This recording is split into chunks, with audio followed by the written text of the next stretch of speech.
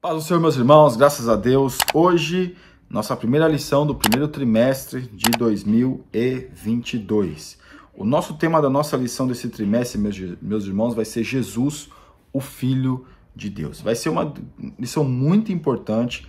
Nós vamos ver os fatos, as passagens bíblicas que atestam essa condição, de nós crermos, que Jesus é o Filho de Deus. E na nossa primeira lição, meus irmãos, conhecendo o Evangelho de João. O Evangelho de João, alguns dizem até que traz com mais detalhes acerca daquilo que Jesus falou, por onde Jesus andou, porque os evangelhos sinóticos, que são os evangelhos que falam praticamente os mesmos milagres, as mesmas coisas, mas o Evangelho de João não. É o evangelho que alguns falam que fala do Cristo, Deus Todo-Poderoso, que enaltece a presença de Deus, a graça de Deus, o Senhor Jesus, claro. E aqui no nosso texto principal, que está em João 1,14, diz assim: E o Verbo se fez carne e habitou entre nós, e vimos a sua glória como a glória do unigênito do Pai, cheio de graça e de verdade. O Verbo é a palavra. Jesus é a palavra. Jesus Cristo, Deus Todo-Poderoso, é a palavra. Jesus é a palavra. Jesus não faz parte da palavra, não. Jesus é a própria palavra. Quando tudo aquilo que foi criado, Jesus estava lá, como um Deus Todo-Poderoso. Jesus criou todas as coisas. E aqui está dizendo o quê? Que o Verbo se fez carne. O Cristo, Deus Todo-Poderoso, ele se fez carne. E ele habitou entre nós, ele morou conosco, ele interagiu conosco, ele estava conosco, ele comeu conosco. Então, nós vemos que a dimensão que é o Cristo, Deus Todo-Poderoso, vindo para viver com os homens. Aqui no nosso resumo da lição, o Evangelho de João é essencialmente cristológico e singular em relação aos demais evangelhos. Ele traz coisas, principalmente muitas coisas que Jesus disse, que não está nos outros evangelhos. Então é por isso que ele é diferenciado. Aqui no nosso texto bíblico, que está em João capítulo 1, versículo do 1 ao 9 e versículo do 9 ao 14, diz assim: no princípio era o Verbo estava com Deus, e o Verbo era Deus. Estava no princípio com Deus. Ou seja, no princípio Jesus já era Deus. Jesus não precisou morrer na cruz para ser Deus. Jesus, no princípio, ele era Deus. Jesus sempre foi Deus. Só que, como nós já dissemos, ele habitou entre nós. E vimos a glória de Deus, manifesta em Cristo. Jesus sendo Deus, nós vimos a bondade de Deus em Jesus, mandar o seu próprio Filho para que pudesse morrer na cruz.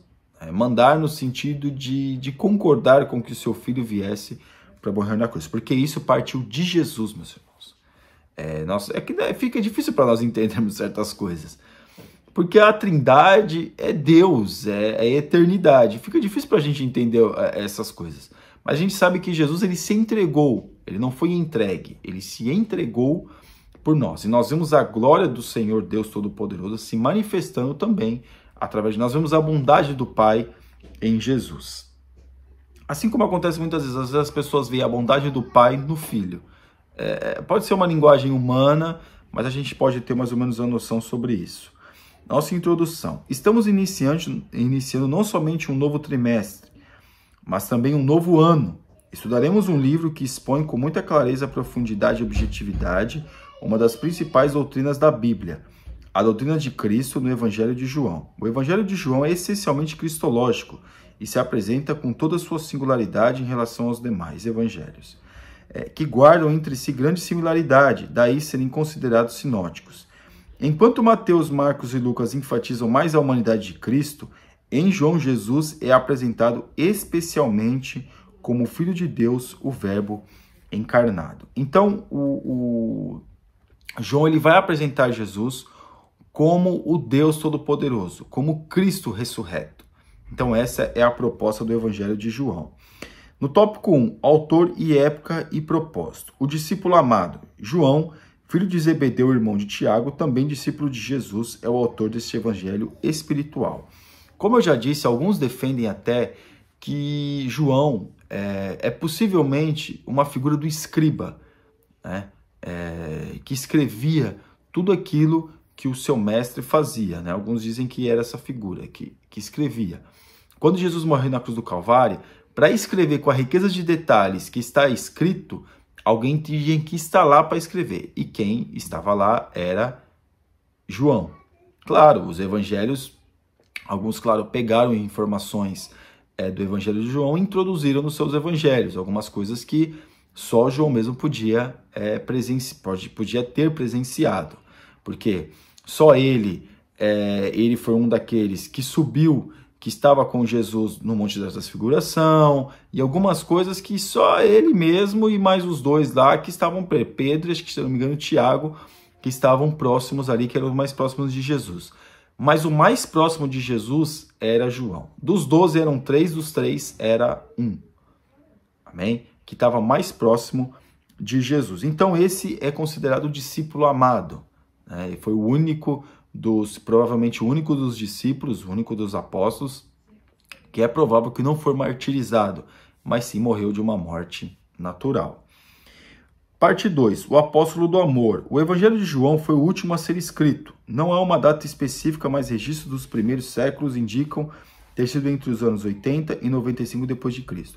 Quando eu disse que copiou, meus irmãos, a questão do Evangelho de João, alguns fatos, não quer dizer que estava escrito, mas as informações que o próprio João deve ter passado para os demais evangelistas que escreveram, né? Com a riqueza de detalhes que João escreve acerca de Jesus na cruz do Calvário. Amém? Então ele era considerado o apóstolo do amor, né? Ele, né, mesmo que tendo com tudo aquilo, né, mas ele era considerado o apóstolo do amor, porque ele escreveu o Evangelho, escreveu as 3 epístolas e ainda escreveu o Apocalipse. Então, ou seja, depois de Paulo, a maior literatura que nós temos no Novo Testamento é de João. Então, apesar que Lucas também escreveu o Evangelho de Lucas e também escreveu o Atos dos Apóstolos, também pode se equiparar. Mas na questão de quantidade de livros, a princípio parece que é o Evangelho de João. Ou é João. O evangelista e apologista. O dirigente pastor João, já idoso, era também evangelista e apologista. Seu evangelho tem esse duplo caráter, sobressaindo nele uma firme apologia da doutrina central da fé cristã.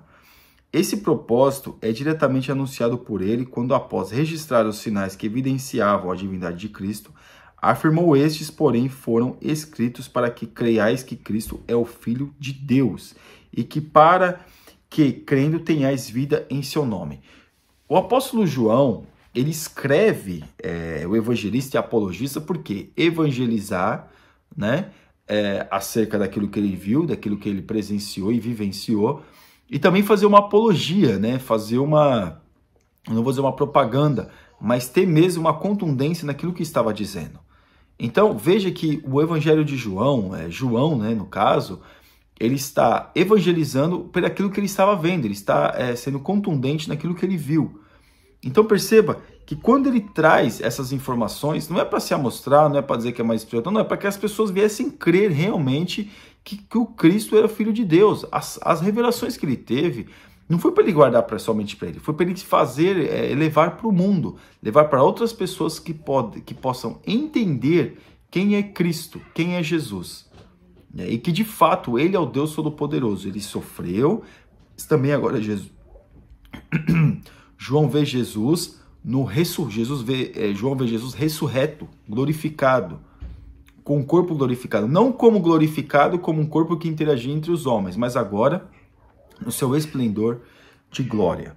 No tópico 2, a riqueza doutrinária do Evangelho de João, Cristologia e a Trindade. A riqueza doutrinária do Evangelho de João é simplesmente surpreendente. Ou seja, ele vai trazer, né, como teve um dos pais da igreja, se não me engano, Agostinho, que sistematizou a questão da palavra Trindade, mas a gente vê aqui João sempre falando de Pai, Filho e Espírito Santo.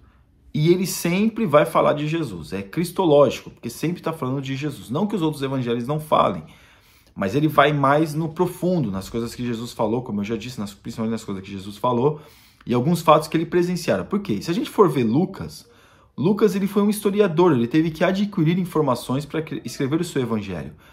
Provavelmente Marcos também teve que ter essa questão de procurar, ou no caso, a lei oral, para poder escrever o evangelho. Mateus teve um pouquinho mais de acesso, mas João estava próximo mesmo. João estava todo momento com Jesus. Nos momentos, como eu já citei, da transfiguração, em alguns momentos que era só ele e Jesus. Quando estava na cruz do Calvário ali, só ele estava ali, dos apóstolos. Então nós vemos que tem, sim. Então ele é cristológico e ele também vai já dar indícios acerca para nós entendermos a questão da Trindade. Que os três são um e não se dividem. Amém? Cristo, o Deus Criador. João não apenas refere-se a Cristo como um ser divino, mas apresenta desde logo seus principais atributos como eternidade, a onipotência, a onipresença e a onisciência, pois o situa no princípio, na eternidade passada, agindo com e como Deus. Ou seja, João já apresenta Jesus. No princípio era o verbo. Né? Que princípio é esse? Nós não entendemos qual é esse princípio, meus irmãos. O princípio é uma palavra que nós conhecemos, mas Jesus sempre existiu. Então a palavra que alguns podem dizer que quando a Bíblia foi... Mas não, meus irmãos, no princípio era o verbo. Ou seja, Jesus sempre foi a palavra. Jesus sempre será a palavra. Então, nós vemos que João apresenta um Cristo, criador de todas as coisas. Porque eu tenho uma Bíblia de ordem cronológica, e a primeira passagem bíblica que tem na Bíblia de ordem cronológica é o verbo se fez carne. No princípio era o verbo, e o verbo era Deus, e o verbo estava com Deus. É o primeiro versículo da Bíblia, porque é o primeiro de tudo. Então, o João tem essa inspiração, tem essa revelação, e ele escreve acerca disso. Então, ele traz aqui um Cristo criador, ou seja, Jesus estava na criação. Jesus não é apenas um homem que nasceu numa manjedoura, que é Deus, mas não participou da criação, não participou de tudo aquilo que foi antes, mas agora, só a partir de agora que ele começa a participar. Não, João apresenta Jesus como um Cristo criador de todas as coisas. Na parte 3, Cristo no Antigo Testamento. O discípulo amado também sintetizou em um versículo apenas o livre e permanente agência de Cristo desde o Éden e por todo o Antigo Testamento. Nele estava a vida, e a vida era a luz dos homens. Ou seja, também tem aquele versículo de Deus é o mesmo ontem, hoje e será eternamente. Então, ele também vai dar indícios acerca dos momentos de Jesus no Antigo Testamento. Jesus, claro, não apareceu no Antigo Testamento como Cristo, né?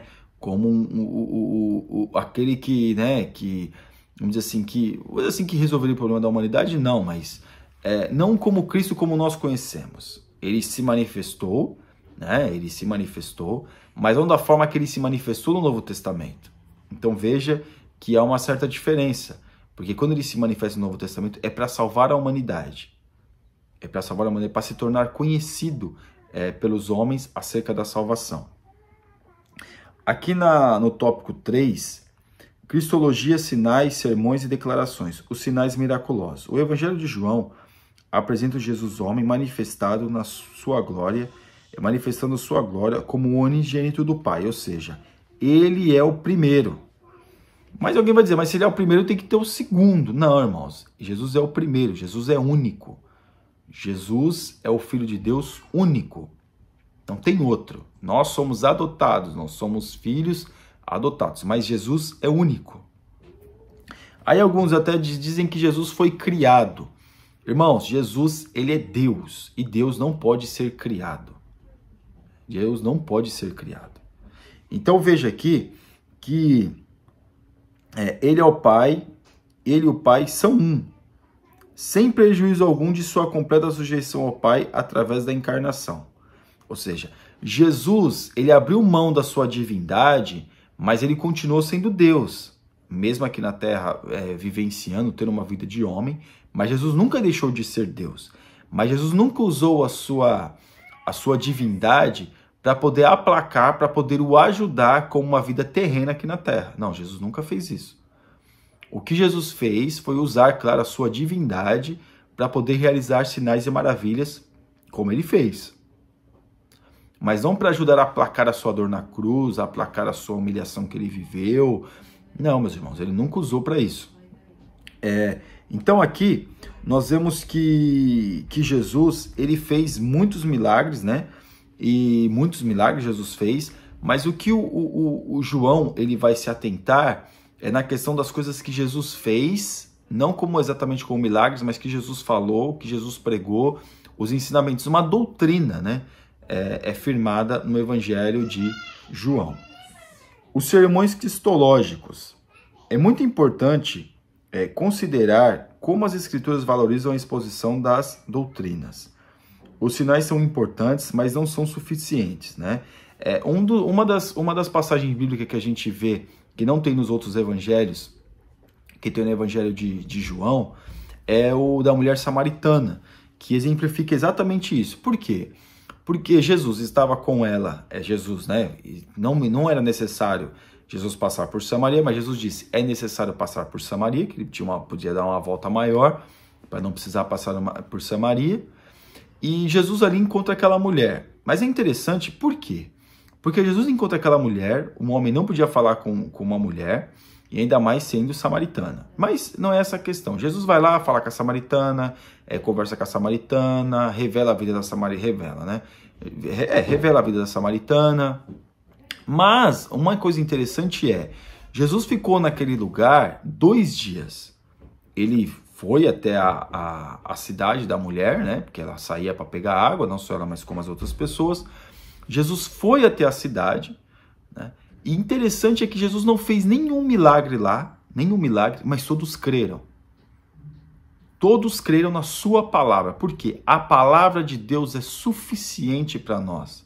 Nós não precisamos viver de milagre, eu preciso ver o milagre, porque senão eu não vou crer. Não, meus irmãos, a sua palavra é que nos basta. E é isso, uma das coisas que João traz no seu evangelho é exatamente isso, é crer na palavra, é crer no Deus da palavra. Não crer no milagre de Deus, mas crer no Deus do milagre. Porque muitas pessoas creem no milagre de Deus, mas não creem no Deus do milagre. Nós temos que crer naquele que é a essência de todas as coisas. Amém? As declarações divinas, além dos sinais e dos sermões, o Evangelho de João traz 7 declarações de Jesus que revelam sua deidade em todas elas. Ele apresenta como o Eu Sou, o mesmo Deus que se manifestou a Moisés como o Deus de Abraão, o Deus de Isaac e o Deus de Jacó. Em João, nesse único eterno, se revela nas figuras do pão da vida, luz do mundo, da porta, do bom pastor, da ressurreição e a vida, do caminho e a verdade e a vida, e da videira. Ou seja, todos esses está o quê? Exemplificando acerca de Jesus. E nós não vemos aqui milagres, nós vemos aqui porta, nós vemos aqui videira, nós vemos aqui Jesus se colocando com uma linguagem que eles entendiam, para que pudessem saber que Cristo é o Deus que faz milagres, mas ele faz uma coisa maior que ele faz pelo homem, é a salvação do homem e o perdão de pecados. Ele fez milagre, muitos creram no milagre, muitos se converteram através do milagre. Mas nós temos que crer na sua palavra, ela é suficiente para nós.